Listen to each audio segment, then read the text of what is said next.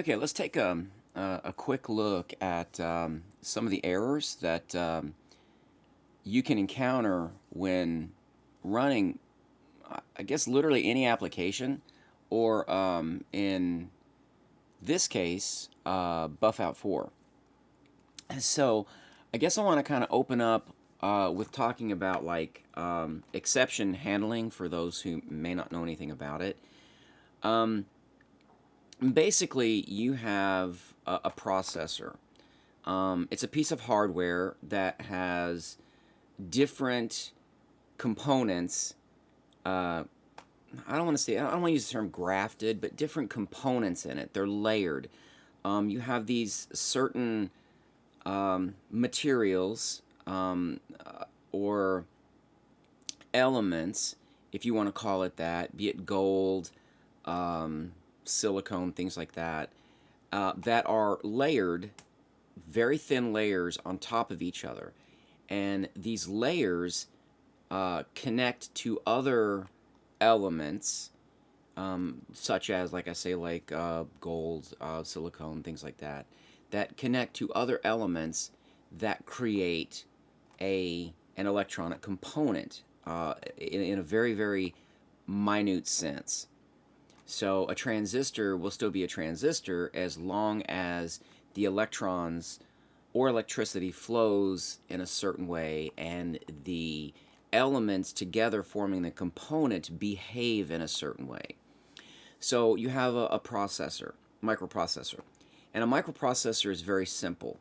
It has the ability to, almost all processors are they have the very basic same thing. They can um, basically load information into themselves.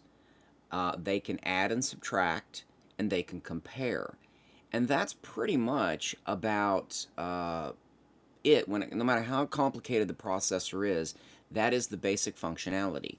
When they up the speed the processor can function, they can then increase the complexity of what is called an instruction code.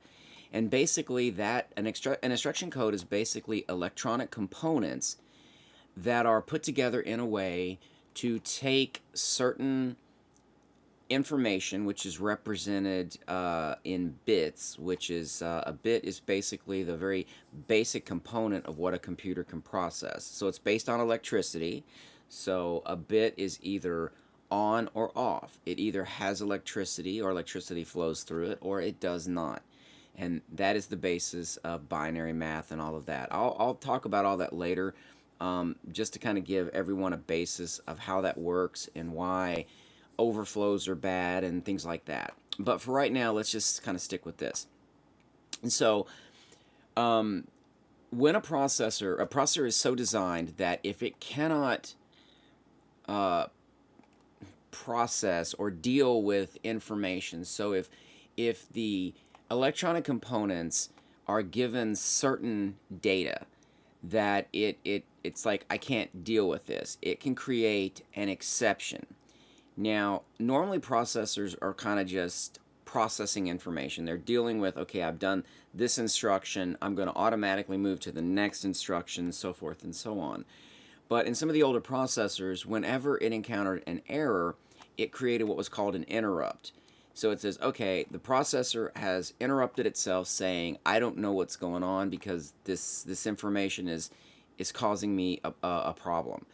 And at that point in time, software has to determine, because the interrupt will call a certain programming routine, which also uses that very same CPU. So registers are saved, and then that routine that's called has to look at those registers and look at the type of interrupt that's called to determine what kind of error occurred. And they call that exception handling. Now, as you go up the application layers, as you go up different software components that are calling other software components, then you can take something as basic as an error code and then translate that up to error text. Windows does that by generating what they call an exception code. A blue screen of death is the same thing. except that is forced. So you can have data that, what they call BSOD, so you can have data that the operating system can't handle. It says, okay, this is going to cause a problem, so I'm instantly going to stop everything. So instead of freezing your screen and then rebooting and then throwing up a message and making somebody thinks it's a crash, which it kind of is, but it's a forced crash. They're actually forcing everything to a halt and saying, okay, I encountered this error. You might want to take a look at it because it could cause some issues, data loss or other kind of problems, because some of the chips and some of the graphic cards are actually programmable, and if you program them incorrectly, then it can literally damage your card, your system, all kinds of stuff. All right, so anyways, okay, so you have handled exceptions, but then like you have unhandled exceptions. So when Windows, like when somebody writes programming code, and let's say they're trying to access, let's say you only have 3 items in a list, but you're trying to access the 4th. It doesn't exist. If your program code doesn't check for that, or at least try to edit it so that it doesn't allow you to try to access something that doesn't exist, it's going to generate, Windows is going to generate an exception, because it's like, you told me this is the list, you told me you wanted this element, it doesn't exist. So I'm going to say, okay, that's a program error, and it's a nice way to clean up your code and let you know exactly the current state of what your application is in. So it's a good thing. But if you don't handle that, then your program will crash, and that's what Windows does. Windows tells that application, I'm not executing you anymore. I'm gonna halt execution on that application, whether it's Fallout 4, whether it's any program. It can even be a program that's running on the operating system. Your graphic card API can crash, and your graphic card freezes up. And since that's internal to the card, it may or may not generate a Windows exception code. Okay, so so that's called an unhandled exception. Now, Buffout can take a look at certain things. Once, if in the Bethesda code it crashes, it's an unhandled exception, you can hook that so that any type of, not I'm gonna say any type, but a lot of crashes can be forced through a programming pipeline. It's basically, you patch it so that whenever it crashes, it goes to this memory, this program memory address, that then calls a function which can then try to dissect the registers and then try to link those registers back to data. So you literally can say, okay, this is what was on the stack, so this is more than likely what caused the crash. And usually it's data, some type of bad data. Okay, so Buffout 4 will generate different crash logs if Windows, which I believe if Windows doesn't catch it first. So, because I've noticed here when I've kind of worked on my application, I've wanted to know, okay, if it crashes, what is it? What was the cause of the crash?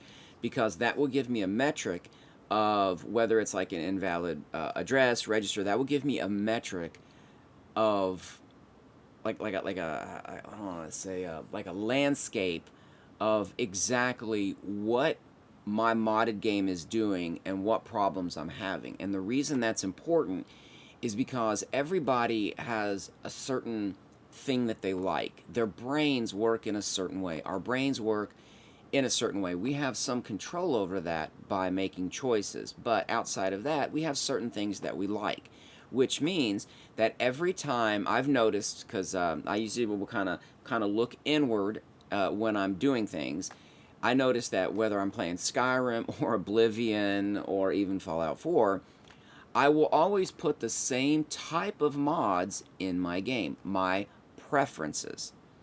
So by looking at a metric or a landscape of issues I'm having and I match that against my preferences, I can then try to correlate what might be causing the issue. Is it that I keep putting things in there that are untested because I think they're cool?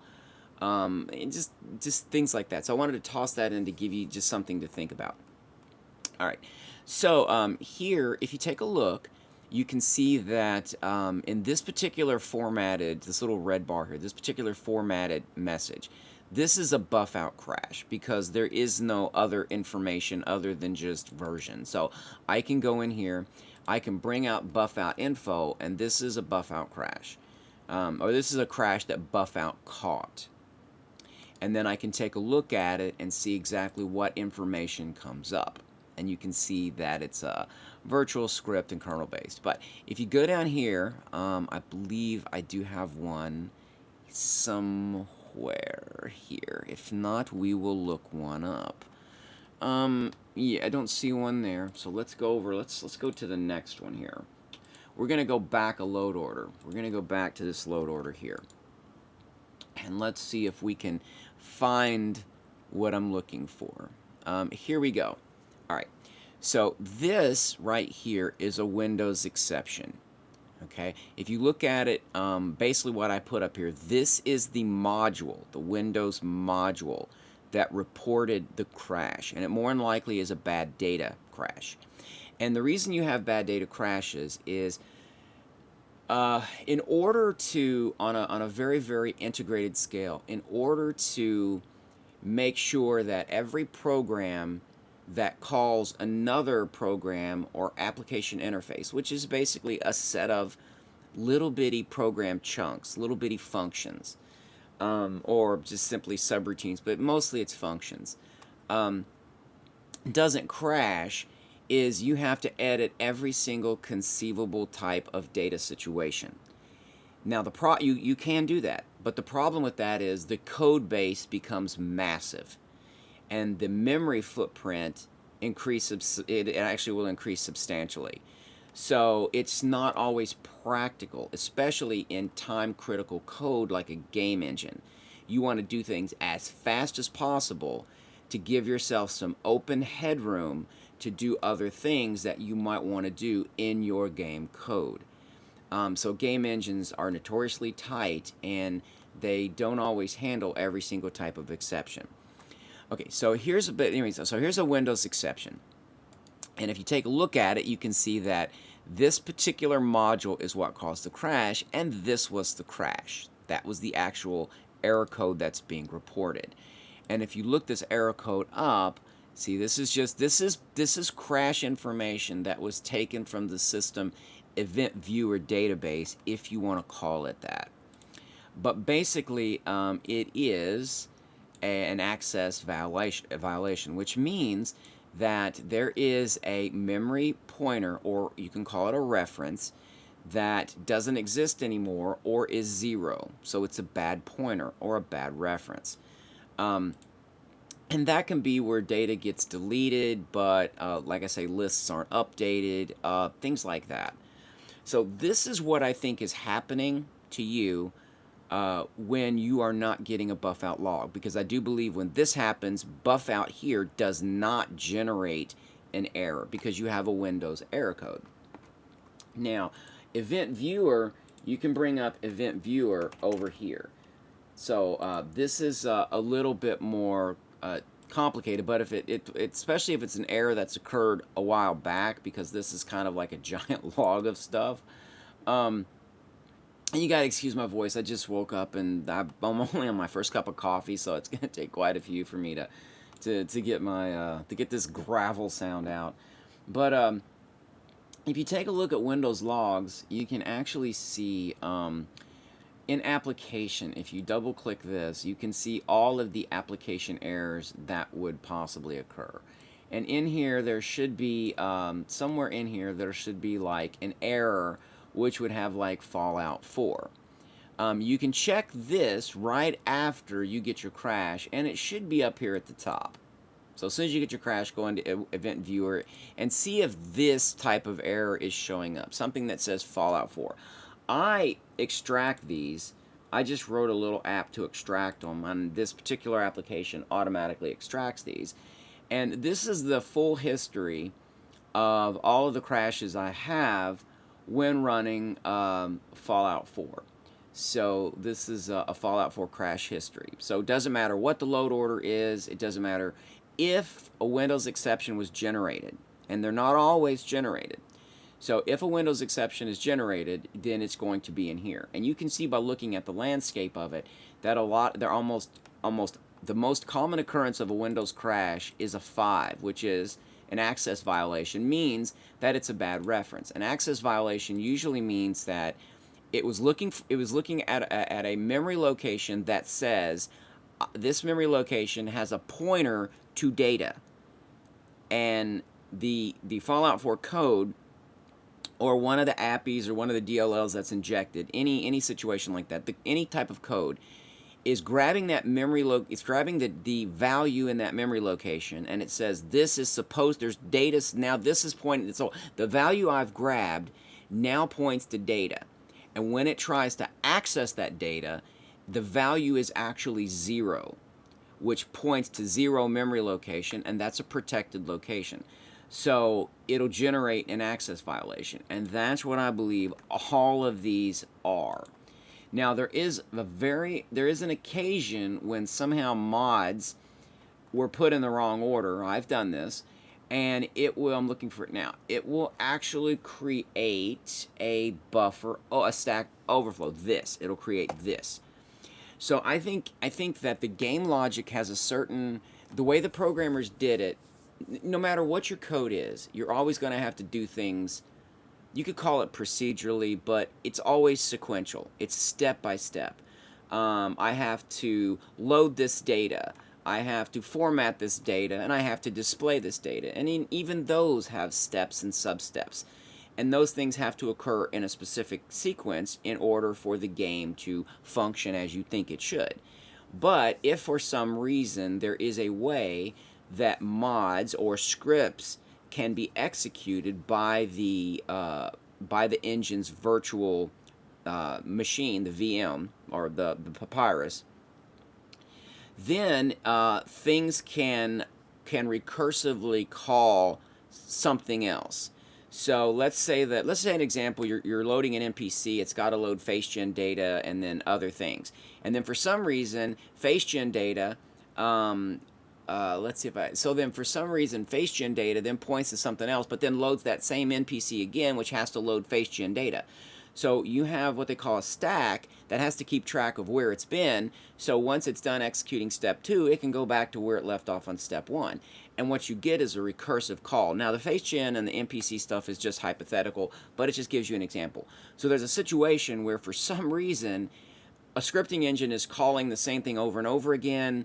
A program is calling the same function over and over again without the function completing. Like if a function calls itself, it will cause a stack overflow because it can never complete, because before the first function call can complete, it calls itself again, and then it just creates a recursion.